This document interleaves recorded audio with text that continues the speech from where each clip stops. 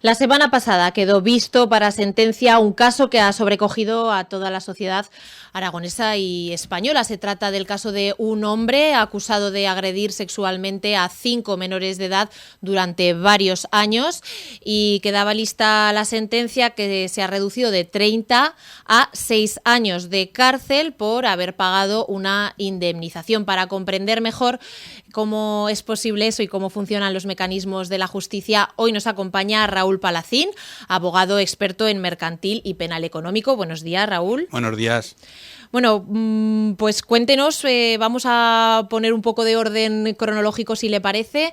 Fue el juicio la semana pasada de este hombre que ahora tiene 59 años, se dedica a la agricultura y en la Fueva, en el Sobrarbe, en la provincia de Huesca, y durante varios años abusó sexualmente de 5 menores de entre 13 y 16 años. Primero de todo, abuso sexual, sé que existen diferentes grados que conllevan diferentes penas, ¿verdad? Sí, efectivamente, así es.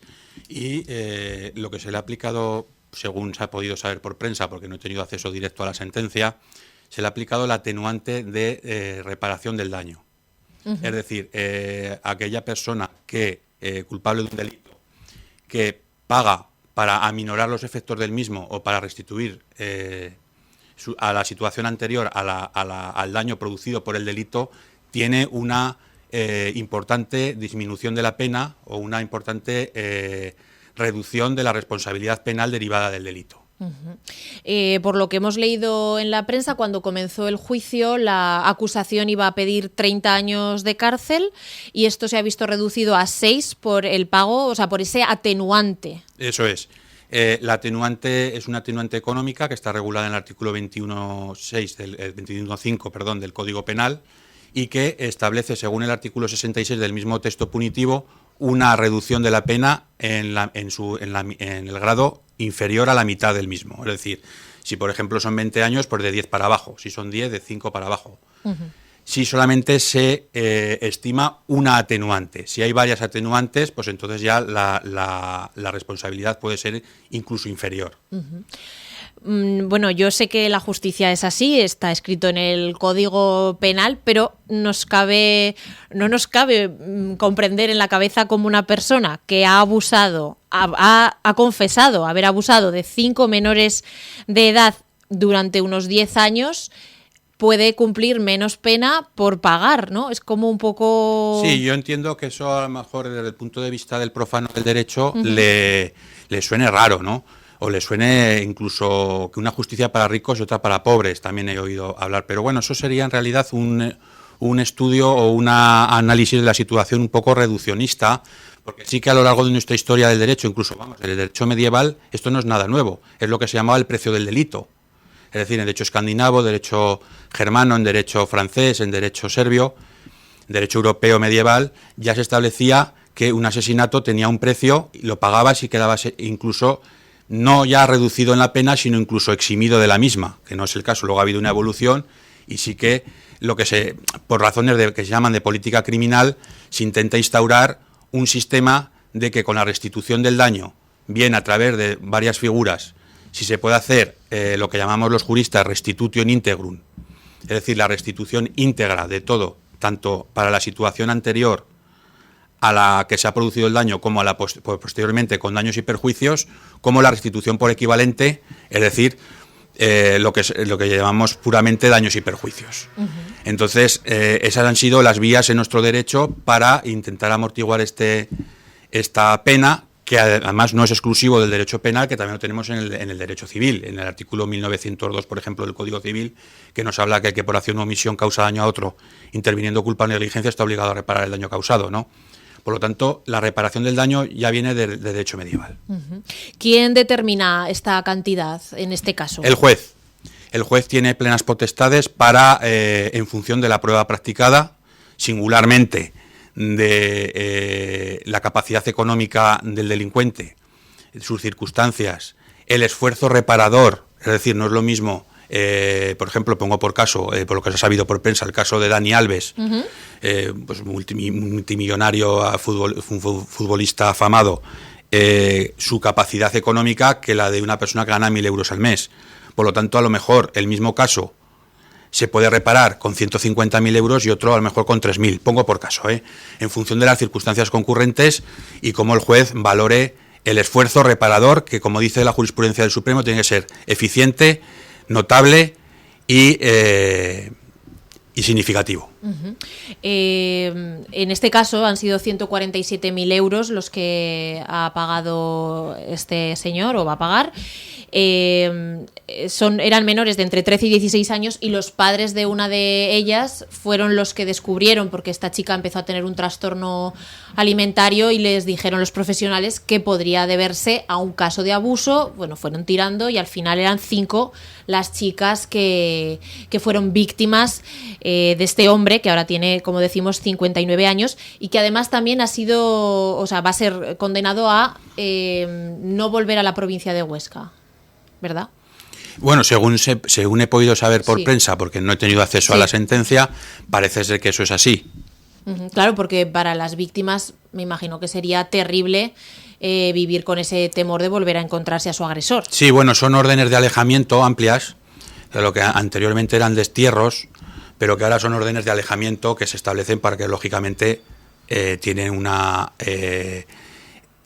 razón esencial y fundamental que todo el mundo entiende, ¿no? El alejarse de la víctima. Otra cosa es que eso luego se cumpla y los medios que tiene el Estado para controlar el cumplimiento de ese tipo de penas. Eso ya es otra cosa. Claro, porque en este caso, ¿qué sería? Si finalmente se ratifica esta sentencia, ¿cómo sería la manera de evitar que este señor vuelva por allá?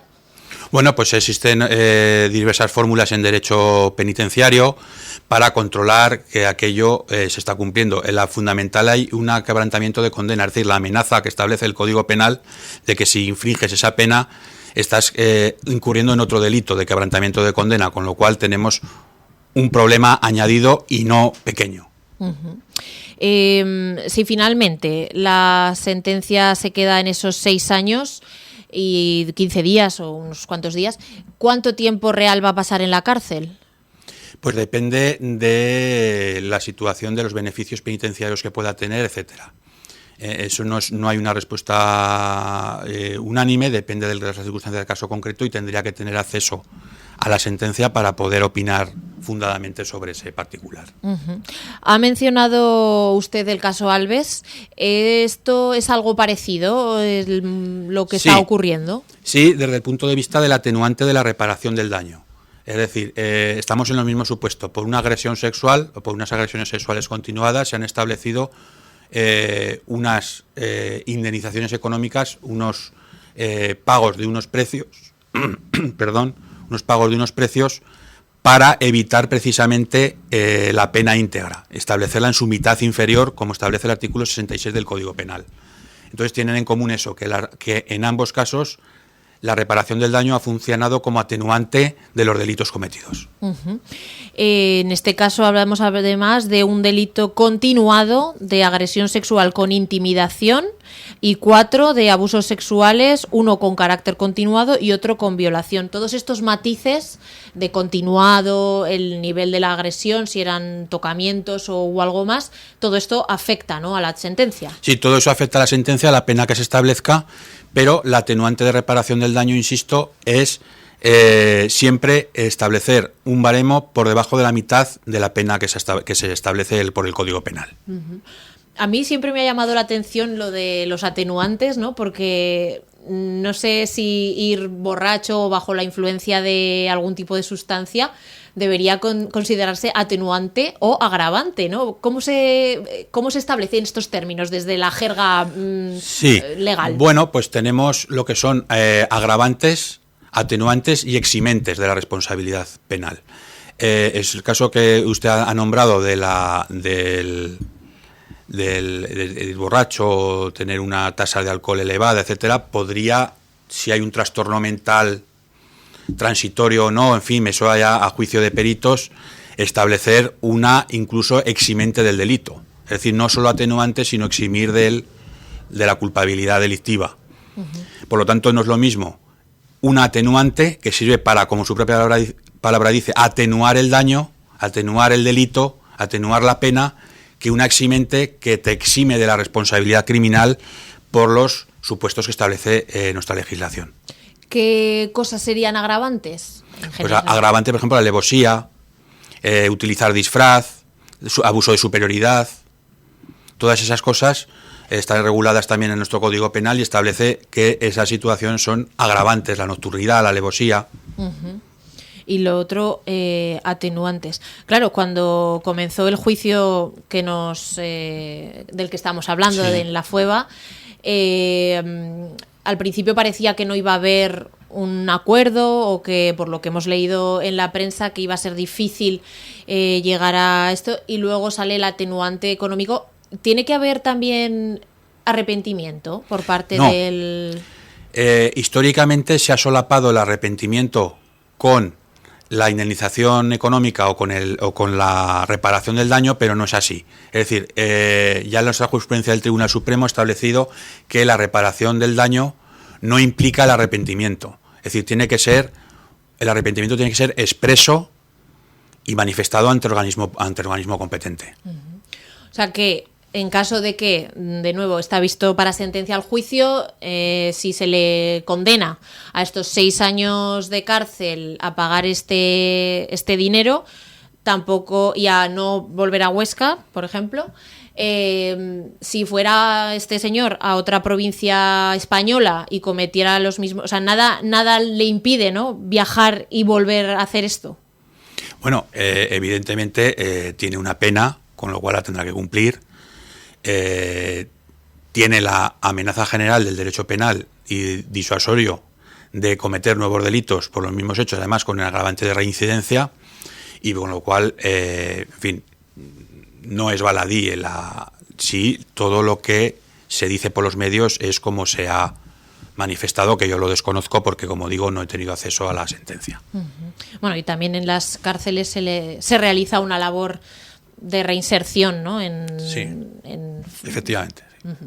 Pues Raúl Palacín, abogado experto en mercantil y penal económico, muchas gracias por habernos acompañado hoy y habernos explicado, pues, cómo para los simples mortales que no somos tan expertos en derecho, estos detalles nos pueden llamar la atención, pero, como ya nos ha dicho, es algo habitual. Muchas gracias por haber estado con nosotros. Muchas gracias a vosotros.